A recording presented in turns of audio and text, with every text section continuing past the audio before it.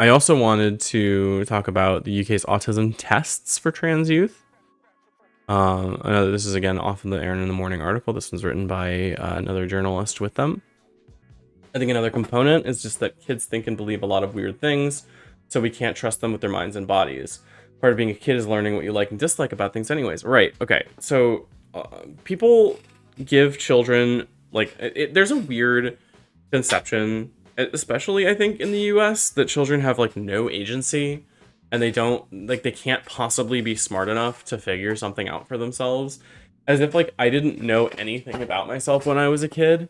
Right? Like, I definitely didn't form any lifelong opinions or any, like, nothing formative happened to me when I was a child. That definitely didn't happen, right? I definitely didn't start my lifelong hobbies when I was a child. I definitely didn't, develop my love for cats as pets when I was a kid. I definitely didn't, like, start the formulation of my love for the arts as a kid, or my love of horror from reading Goosebumps as a kid. None of those things happened. I definitely didn't have the ability to have an opinion about how I wanted to cut my hair, or how I wanted to dress, or smell, or look. Like, fucking, are you serious? I just didn't have the language to explain it. I love drawing in video games as a kid. That's all I do right now. Exactly. Like, ugh, it's so frustrating. It's so frustrating because you're not granting children agency. You're not giving them the right to decide stuff for themselves. Mostly because I truly believe that a lot of parents in the US, at least of the generation that my parents are from, genuinely think of their children as property, and like an extent, instead of like an actual person that might have thoughts and opinions that differ from their own. They truly think of children as just an extension of their own will, which is just not how people work, right? It's like main character syndrome.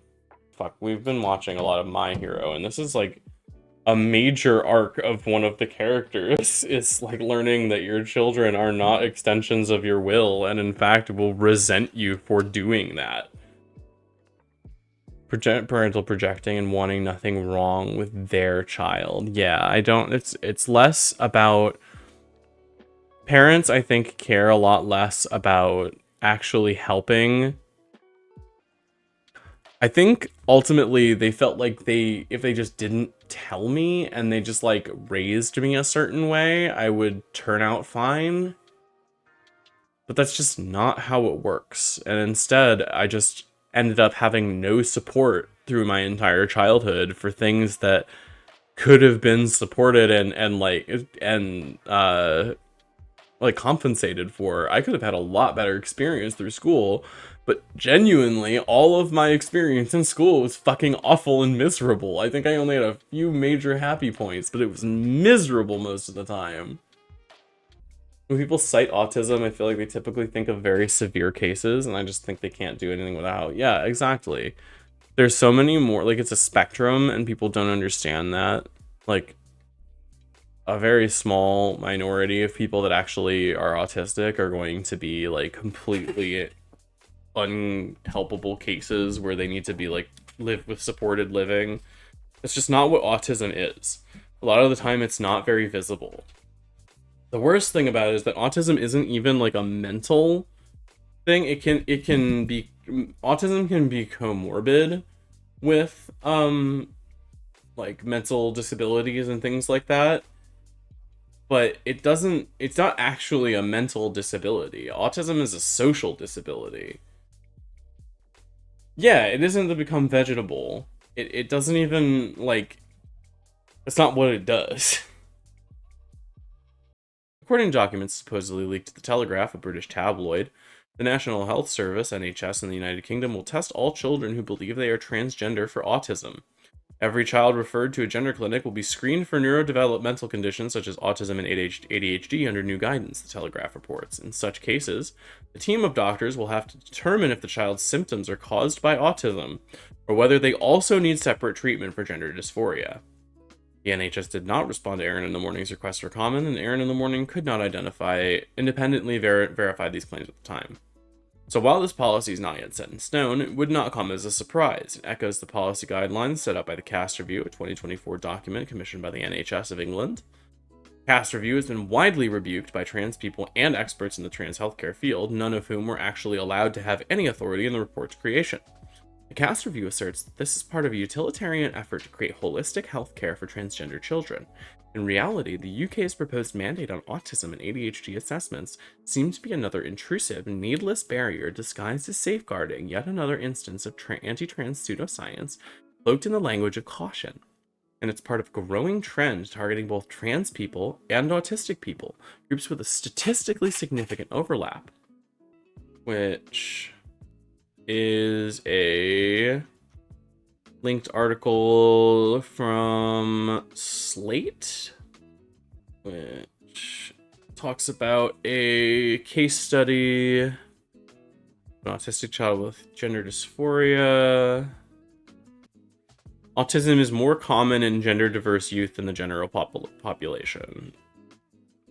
These studies seem to support the hypothesis that transgender identities are rooted in biology, especially when combined with all other studies pointing to a strong heritable component of transgender identity. On the other hand, it's possible that autism is overrepresented among trans youth because autistic people are less concerned with social norms and less likely to bow to social pressures that keep other trans people from coming out. Our ability to study gender dysphoria and diversity is limited by the fact that there are such strong social pressures starting in early childhood to conform to gendered expectations. There's no way of knowing how many people hide their transgender identity, so we can't know for sure whether studies of openly transgender people are representing the full picture at this time. Certainly, you can find the cases for kids for whom some aspect of autism seems to be driving gender dysphoria, but over time, we're seeing that a good number of neurodiverse teens coming into gender clinics truly are transgender or gender diverse. One practical outcome of this research is that clinicians are recommending that autistic youth should be screened for gender dysphoria, and that clinics that work with gender dysphoric youth should screen clients for autism as well. Both of these things are actually fine. The issue is that you're using it to discriminate against them. Yeah, a lot of symptoms overlap because they're comorbid. It doesn't mean they cause each other. It just means a lot of the time these two things interact. Beyond that, Kaplan suggests that our culture should be more open to letting autistic people explore gender identity rather than invalidating their gender identity because they're on the spectrum. People with autism have just as much right to self-determination as anyone else. And whether autism is genetically linked with gender dysphoria or not, there is no evidence that autistic people are less likely to benefit from gender transition than anyone else. Again, they're saying that gender transition, gender dysphoria is just a symptom of a disease that you have, something that you can fix, right? Because they view being trans as bad. They view it as something that you need to fix in order to be healthy. And it's frustrating. It's frustrating being it's hard to put into words for somebody who's watching who might be cis. It's hard to put into words how frustrating it is to have your identity, something that you've put a lot of thought and care and consideration and backtracking and blood and sweat and tears, something that you've gone through all of the effort to get the medicine for or the social treatment for, something that you throw away your life in order to achieve, in a completely selfish pursuit of trying to be happy. It's very frustrating to see that identity be considered some sort of disorder or downgrade or something that's wrong with me or something that I've been tricked into believing or any number of these other extremely offensive conclusions that people draw. Because again, when you come out as trans, everybody has a fucking opinion about it, and almost nobody asks what you want or what your thought process was or anything like that. It's always, accusations, questions, doubt. Could it be this? Could it be that? As if you haven't already gone through that process for yourself a million times. As if you haven't already asked yourself if it could be literally anything else. Because it's really fucking hard to be trans, and it's really fucking scary to come out to everybody. It sucks to have your entire experience boiled down to something that can be fixed. I'm happier now than I've ever been. And it's not just because I'm transitioning, but that definitely pulling that particular needle out of myself, that particular problem being solved, helped cascade into more good things for me, more important revelations, more energy to deal with complicated feelings. It made me more willing to engage in physical touch and, fashion as a hobby, and a million different things became so much easier for me because I didn't have that always looming sense of something being wrong. It's hard because, again, gender is a feeling thing. It's both neurological and it's social. But it being neurological means it's this internal thing that you feel, and it's hard to put it into words. I mean, gender dysphoria just means discomfort. It's a persistent discomfort with the thing that you've been signed up for. I didn't like anything about the way that I looked or the way that I presented or felt. And, I wasn't doing a bad job being a guy. I just didn't like it. It made me miserable. And it's hard to explain that to someone who doesn't have that experience, right? People who are like, I've been unhappy. It kind of gives me the same frustration as when somebody's like, oh, you're depressed, just go outside and hike or do push-ups about it. Yes, exercise can help, but to just completely dismiss everything else about it, it's the kind of frustration that I have when a doctor dismisses a bunch of things that I'm feeling because I'm just overweight.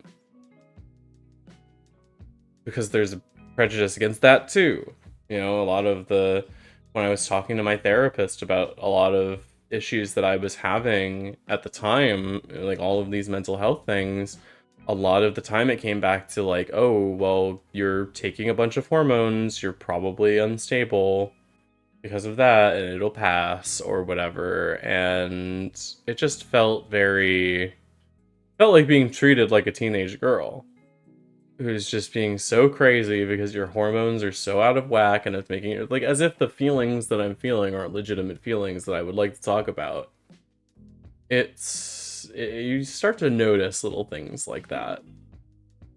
I think that ultimately there comes a certain point in your transition where you stop worrying so much about trans-specific issues. I mean, maybe not right now, because it's just so prevalent in media and the news and insane. It's just, I think there comes a point in your transition where you really stop worrying so much about being trans, and just the problems that you're dealing with are more just sexism and just problems that come intrinsic with being a woman or being a man.